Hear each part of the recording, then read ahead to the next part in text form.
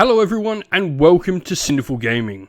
In today's video we're going to look at how to start collecting Warhammer Age of Sigmar with one of the many different box sets we have available to us.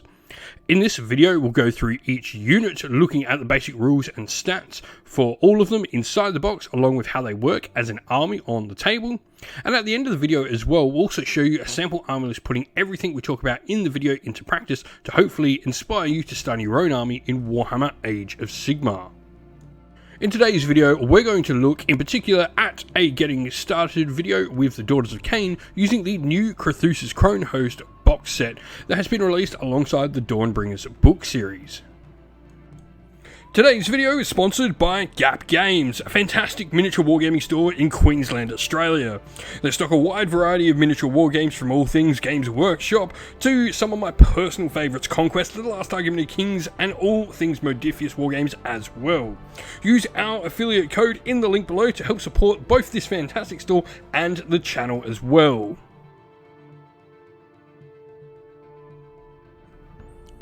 Leading the box set is a brand new named character, Krethusa, the Croneseer. As a disciple of Moira Head, Krethusa can lead her own special Daughters of Khaine army of renown that cannot include any Scathborn or Morathi models in it. She's a solid 6-wound hero, enabling her to hide in nearby friendly units, and also has a 4+ ward save to protect her from other damage sorcerers. Her Burnt Offering ability allows her to give out buffs to nearby friendly units if she is near a cauldron of blood, and these range from stopping enemy commands, making additional moves, or even stopping enemy models contesting nearby objectives. She also has her own War Scroll prayer, as she is a priest, which can do some mortal wounds to a nearby enemy unit and make them potentially also suffer a penalty to hit. Next, we have a unit of 10 Sisters of Slaughter, which can also be built as Witch Elves, though we'll talk about them later on. They're 1-wound glass cannon infantry that have an ability to be equipped with either multiple melee weapons for extra attacks, or a bladed buckler to punch back mortal wounds against attacking units. Their Dance of Death ability allows them to pile in and fight in the combat phase while they're in 6-inch instead of the normal 3-inch, and the unit's Hornblower also allows them to run and charge, while the Death Pennant Bearer allows them to reroll failed battle shock tests.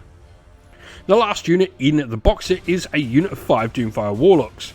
They are a cavalry unit that have 2 wounds each, and like all things Daughters of Khaine, are a glass cannon.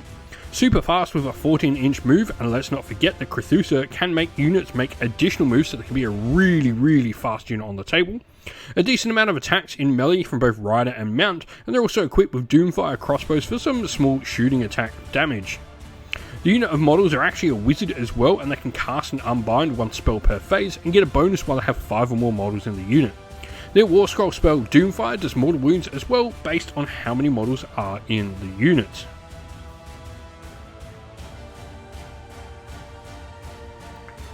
Witch Elves. These are the alternate build to the Sisters of Slaughter kit we obtained in the initial box set, and have many similar features such as the Hornblower and Pennant Bearer, along with options to either have paired weapons for more attacks or the Blade Bucklers to punch back damage to attacking enemies. Their Frenzied Fervor ability is how they differ though, and this gives them +1 to wound while they're nearby any friendly Daughters of Khaine totem units. Speaking of totems, next we have a unit that is vital for getting the most out of Krethusa, a Cauldron of Blood with a Slaughter Queen mounted atop it. Cauldrons give out a bonus to nearby units that make charging rolls and do mortal wounds when they charge into combat. They also have the ability to dispel like a wizard once per phase, and can give out a save bonus to nearby friendly units due to their Blood Shield ability.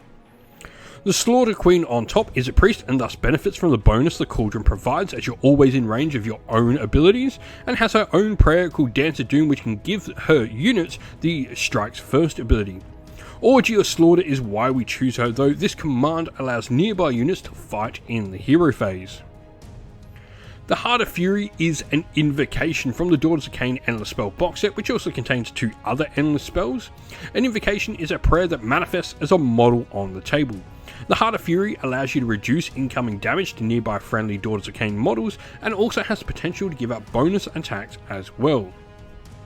Lastly, Khainite Shadowstalkers are another super fast and mobile unit on the table. Though they aren't just infantry with a 6-inch move, their Shadow Leap ability allows them to teleport freely around the table instead of making a normal move or retreat move. The champion of this unit is a powerful Shroud Queen who gains more potent combat weapon damage, and the unit is also equipped as a whole with short-range curse missile shooting attacks.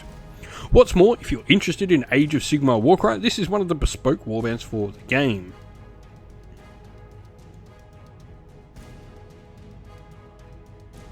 Our force will be using the Cronehost Pariah's Army of Renown rules. This massively benefits Krethusa, but also does restrict you in what units you can take. No Scathborn or Marathi models are allowed to be taken in this force. When you roll a 6 to hit with units in this army though, you'll gain an additional point of rend. Your cauldrons will also be able to be empty or filled. You fill them by killing enemy models nearby a cauldron, and while full they can give our nearby units a ward save against shooting attacks and make them harder to hit. Krethusa herself can also make burnt offerings actions while in this force as well, in addition to her normal actions for them. Your Doomfire Warlock units can make moves and enter the enemy charge phase, giving them even more maneuverability, and will also become battle line in the force.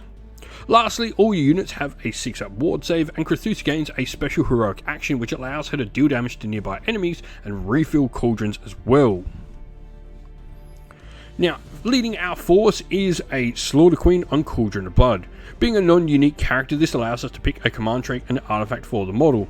The command trait we've chosen is Proselyte of Morai Heg. This makes enemy units have to roll a dice whenever they use a command, and on a 5+, spend an additional command point on not receive the command at all. Our artifact Rune of the Weave allows us to once per game gain a bonus to refilling our cauldrons of blood. Lastly, for a prayer, we have chosen the Auspicious Strike, which when our enemies strike at a friendly unit, if they ever roll a 1 to hit, they'll actually do damage to themselves equal to their own weapon's damage. Now, Krethusa is obviously going to be joining the Cauldron of Blood. She has no additional upgrades though, as she is a unique model and no other enhancements are available to her. Moving on to Battleline, our first Battleline unit is a unit of 10 Sisters of Slaughter. With their ability to choose when to pile in into combat, I've gone with equipping them with the Crit Flash and Sacrificial Knives option to get as many attacks as possible. They also have a Handmaiden, Death Pendant Bearer and Hornblower. Our Witch Elves unit has also been chosen to have weapons that give them the most attacks, the Paired Skianzas. With access to prayers, we've chosen the Bucklers, not really needed. And the unit, like the Sisters of Slaughter, also has a Death Pendant Bearer and Hornblower, and they also have a Hag Champion as well. Warlocks become Battleline in this Army of Renown. They're fully equipped with their melee weapons and Doomfire crossbows, and they're also led by a Master of Warlocks.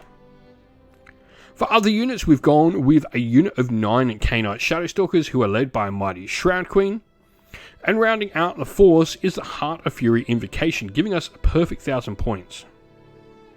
For our grand strategy, we've chosen to go with a unique strategy for the Cronehost Pariahs, Hasten the Inevitable. When the battle ends, we need to have one or more friendly units within 6 inch of the long board edge in your opponent's territory, whilst also being 6 inch away from our own territory with said unit or units.